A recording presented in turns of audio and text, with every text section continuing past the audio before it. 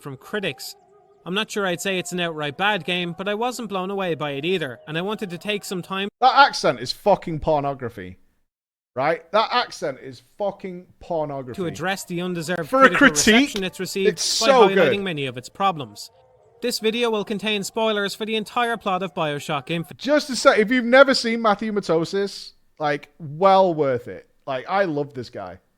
He doesn't do many videos. He does very, very few. But I would highly recommend the Metal Gear Solid series he did.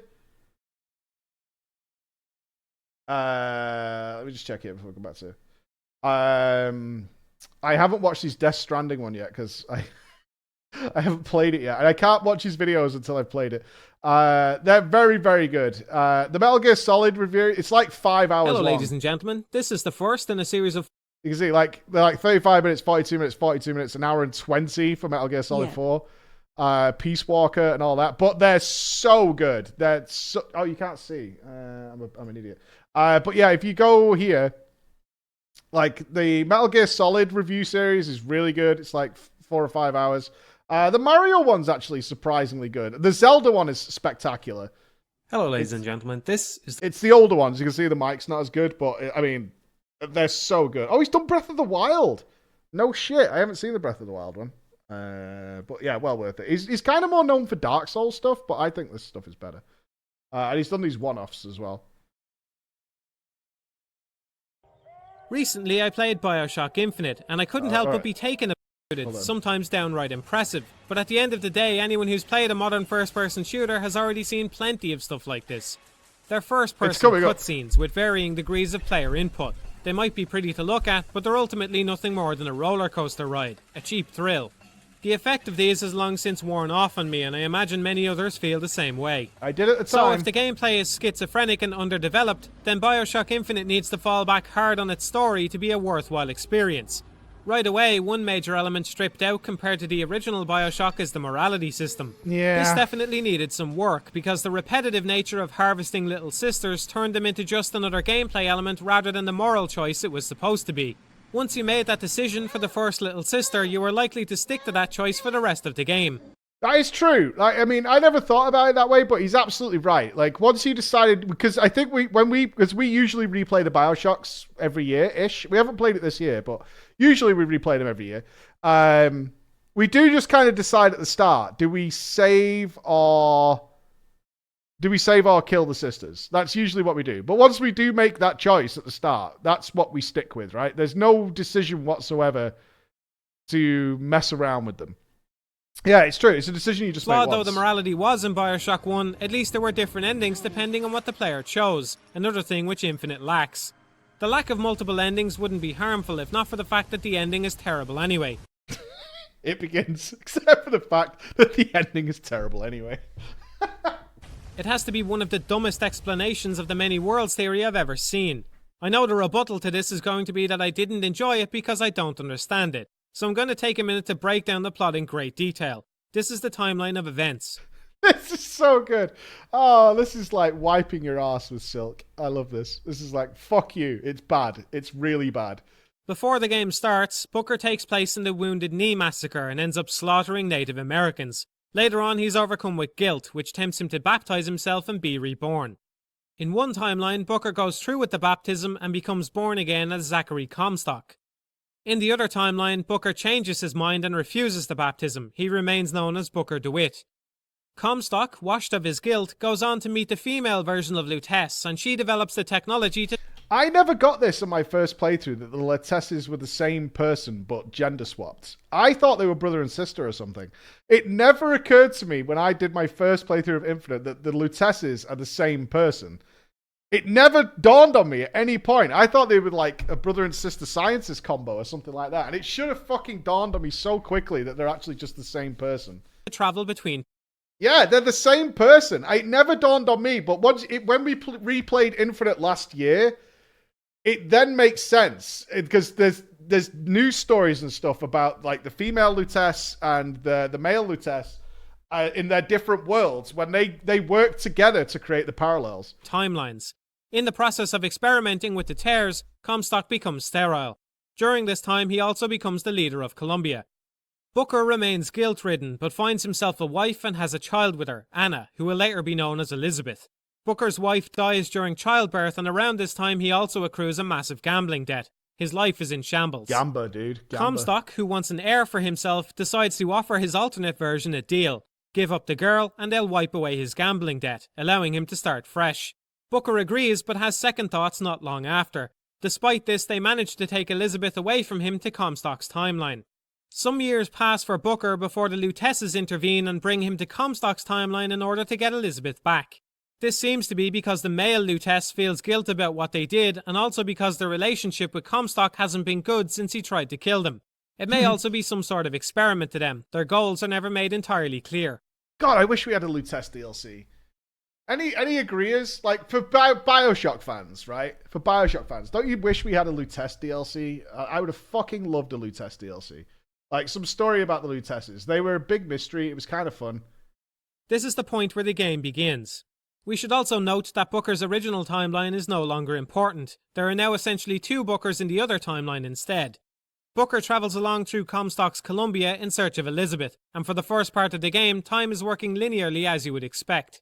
This changes when Booker and Elizabeth decide they need guns for the Vox Populi. They eventually discover they exist in a universe where the gunsmith is dead, so they hop across realities to one where he's alive. Unfortunately, in this new universe, his tools have been confiscated, so they go on the look for those, and in the process end up hopping universes again. This time to a reality where Chen Lin is once again dead, but they no longer need him since a rebellion is already happening. Another Booker had already come to this timeline and assisted the Vox before being killed, turning him into a martyr. That Booker is dead, but the player's version of Booker is alive, which causes some confusion and makes the Vox turn against him as well. Time continues linearly again now until Booker and Elizabeth are separated later on. Booker is pulled into the future by an older version of Liz who exists in a timeline where Booker failed to save her. She's become bitter, but she wants to try and make things right, so she gives Booker the knowledge he needs to save her and sends him back into the past. The way the timelines work here is a bit fuzzy, because the old version of Liz may have in fact caused her own timeline to be created by pulling Booker into the future. By doing so, she may have ensured he couldn't rescue her and caused the time paradox. This isn't very important though, and since it's not clear, I'll let it slide. Booker uses the knowledge he was given to avoid the timeline where Liz becomes the leader of Columbia, and this is the final bit of time shenanigans before the ending happens. During the ending sequence, Elizabeth and Booker jump to Rapture, and eventually Elizabeth reveals to Booker the concept of infinite realities, each represented by a lighthouse. He sees other versions of themselves wandering around, and Elizabeth explains that all realities are somewhat different, but somewhat similar.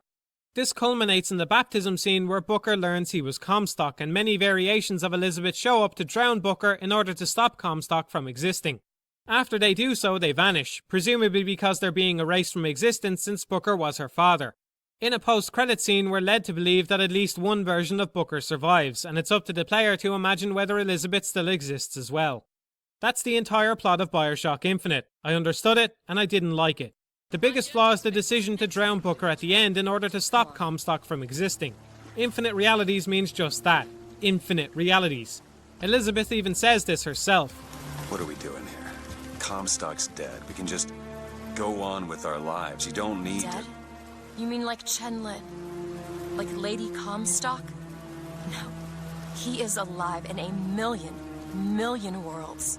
This means there is some combination of events that leads Booker to become Comstock even without that particular baptism that day. He could go back to town and then change his mind again. He could become the exact same person Comstock was without changing his name.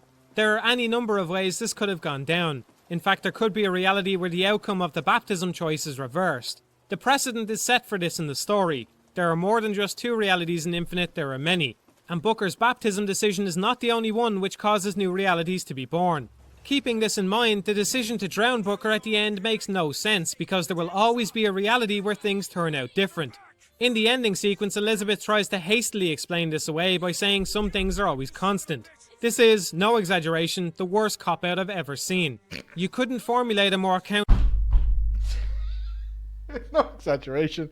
The worst cop-out I've ever seen. I felt it at the time. Like, it so annoyed me when they're killing Booker at the end. And I'm like, why? This doesn't solve anything. Like, the very fact that you guys are here means this doesn't work. Like, what are you doing? Counterintuitive, nonsensical cop-out if you tried. It runs totally in opposition to the idea of parallel worlds. This is the timeline that BioShock Infinite seems to think it has, but the truth is actually different. We'll need to revise it because it can be proven that realities were branching well before the baptism. The Lutesses are born as different genders in each universe, an event which far precedes the baptism. Booker's date of birth is 1874.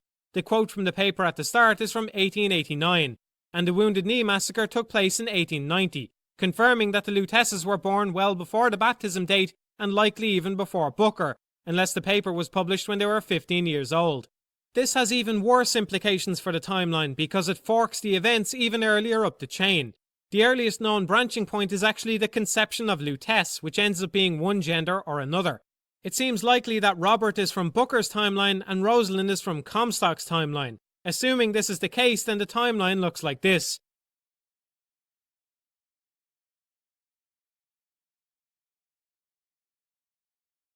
There you go. It's not even the timeline they think they have.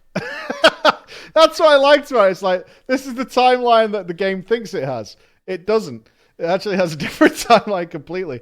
And then it goes off in a totally different direction when you think about it. That's the problem with timey-wimey shenanigans, man. If you can't explain it properly, it just gets so fucked. In other so words, quickly. drowning the player character's Booker would potentially cut off all other futures for him on that branch, but would have absolutely no effect on the other branch. You would need to travel earlier up the timeline in order to affect that path. To put it another way, the only way to stop both of those branches from existing would be to go back in time and kill one of the Lutece's parents before they were conceived. This confirms that the drowning at the end fixes nothing. Even if we're kind though and assume that somehow drowning Booker will fix all the timelines shown in the game and ensure that Comstock never exists, it's still a flawed concept. If we buy into this scene, then the game becomes a giant grandfather paradox. For those not familiar with this concept, it's easy to grasp if you apply it to yourself. Suppose you were given the ability to go back in time and for some mad reason you decide while you're in the past you're going to kill your own grandfather. What happens? Well, the answer is nobody knows because it doesn't make any sense. If you kill your grandfather, then you'll never be born, and thus you can't go back in time to kill your grandfather since you don't exist.